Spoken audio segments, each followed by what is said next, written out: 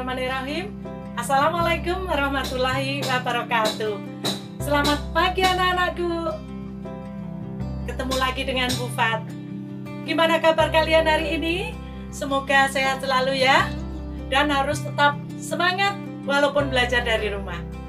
Anak-anakku, marilah sebelum kita melanjutkan pembelajaran, kita berdoa dulu menurut agama kita masing-masing. Berdoa, mulai.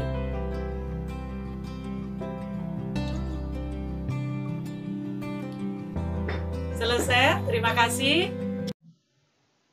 Hari ini pembahasannya adalah perkembangbiakan pada hewan invertebrata.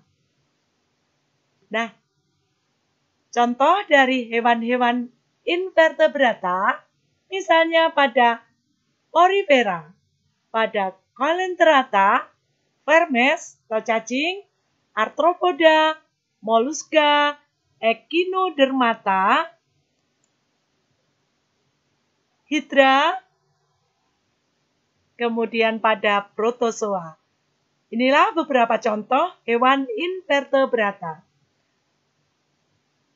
Adapun tujuan pembelajaran kita hari ini adalah mengamati proses perkembangbiakan vegetatif aseksual pada hewan cacing planaria.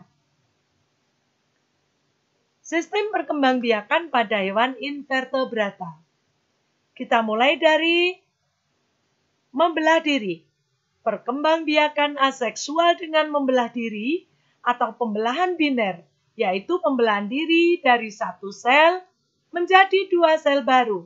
Misalnya terjadi pada protozoa, juga pada planaria,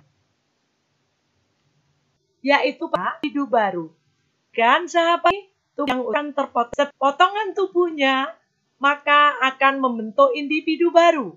Bagian atas terbentuk kepala, bagian bawah akan membentuk ekor.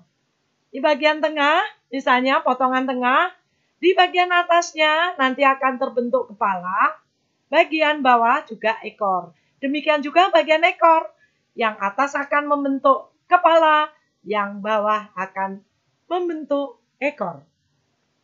Perhatikan, tubuh dari planaria, kenapa setiap potongannya masih hidup? Karena di dalamnya ini ada oksigen dan karbon dioksida. Di keadaan utuh, planaria itu seperti ini. Nah, terjadi fragmentasi. Terpotong, kemudian dari potongan itu membentuk individu baru. Selanjutnya, sahabat Jen, perkembangbiakan aseksual yang lainnya, yaitu dengan fragmentasi. Pemisahan sebagian sel dari suatu koloni, dan selanjutnya membentuk koloni sel baru. Misalnya terjadi pada Volvox. Ini Volvox. Sporulasi atau pembentukan spora, misalnya Plasmodium, penyebab malaria pada fase oosit. Pada fase ini akan membelah dan selanjutnya akan menghasilkan sporosit. Terusnya, invertebrata masih berkembang biak dengan aseksual, pembentukan tunas, misalnya pada Hydra dan Porifera. Dengan regenerasi, yaitu sebagian tubuh terpisah, dan selanjutnya bagian tadi dapat tumbuh menjadi individu baru yang lengkap, misalnya pada planaria dan bintang laut. Selanjutnya, contoh perkembangbiakan seksual pada invertebrata. Pada reproduksi seksual tidak selalu terjadi pembuahan, namun kadang-kadang dapat terbentuk individu baru tanpa adanya pembuahan, sehingga reproduksi secara kawin pada hewan invertebrata dapat dibedakan menjadi dua, yaitu tanpa pembuahan. Pada peristiwa parthenogenesis, sel telur tanpa dibuahi dapat tumbuh menjadi individu baru, misalnya pada lebah jantan dan semut jantan. Ini contoh pada semut jantan. Contoh selanjutnya, pada hidra, selain berkembang biak secara aseksual atau bertunas, hidra juga dapat berkembang biak secara seksual. Perkembangbiakan secara seksual dilakukan dengan pembentukan testis dan ovarium yang terdapat pada satu tubuh atau hermafrodit. Alat tersebut masing-masing menghasilkan spermatozoid dan ovum. Hasil pembuahannya adalah zigot yang selanjutnya akan berkembang menjadi hewan baru. Jadi hidra baru. Berikut pada cacing pita. Tubuh cacing pita terdiri atas segmen-segmen yang disebut proglotit. Ini segmen, jadi seperti potongan-potongan. Pada setiap proglotit terdapat ovarium yang menghasilkan ovum dan testis yang menghasilkan sel sperma. Bila sel telur dan sel sperma sudah masak, maka terjadilah pembuahan di dalam proglotit yang menghasilkan zigot. Terusnya, pada cacing tanah, dalam tubuh cacing tanah terdapat beberapa segmen yang kulitnya menebal, disebut klitelum. Ini segmen. Dalam segmen tersebut terdapat testis yang membentuk spermatozoid dan ovarium yang membentuk ovum.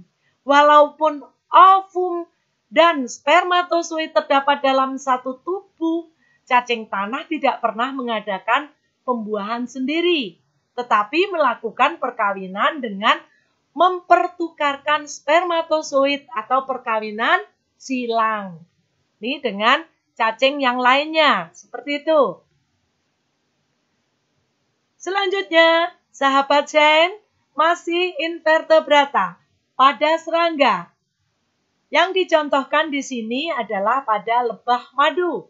Pada beberapa jenis serangga, misalnya lebah madu atau Apis indica, terdapat koloni yang terdiri atas ratu yang fertil, pejantan yang fertil dan mati setelah kawin, dan pekerja yang mandul atau steril.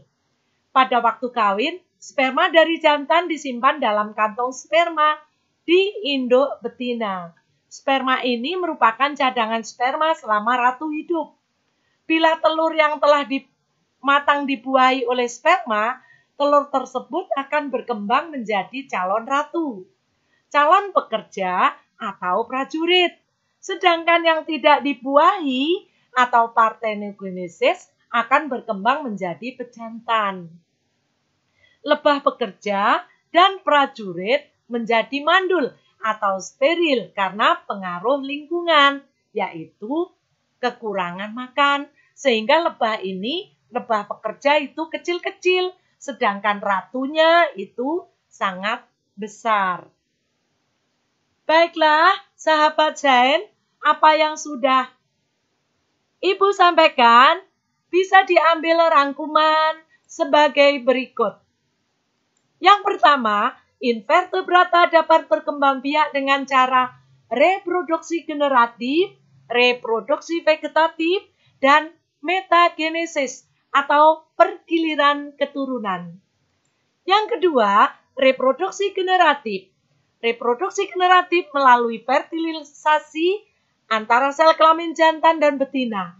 Hasil fertilisasi ini berupa zigot yang akan tumbuh menjadi individu baru yang memiliki sifat dari kedua induknya.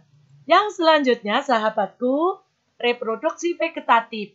Reproduksi vegetatif adalah reproduksi secara aseksual yang tidak melibatkan sel kelamin. Individu baru yang terbentuk berasal dari bagian anggota tubuh induk, sehingga sifat yang dimiliki individu baru sama dengan induknya. Rangkuman yang terakhir, metagenesis generatif dan vegetatif. Metagenesis adalah pergiliran keturunan dari fase generatif ke fase vegetatif. Beberapa hewan invertebrata mengalami metagenesis dalam siklus hidupnya atau pergiliran keturunan pada siklus hidupnya. Demikian, semoga kalian bisa memahami dengan baik. Demikian anak-anakku, apa yang sudah Pufat sampaikan, semoga kalian bisa memahaminya dengan baik. Bagi anak-anak ibu yang masih kurang paham atau hari ini tidak ikut pembelajaran, silakan dibuka YouTube SMP Patra Dharma 2. Dan tugas kalian sudah ibu persiapkan di Google Classroom. Ingat, tulis nama, kelas kalian, dan perhatikan waktu yang sudah dijadwalkan. Demikian anak-anakku, semoga pembelajaran kita hari ini menyenangkan. Assalamualaikum warahmatullahi wabarakatuh. Salam sukses.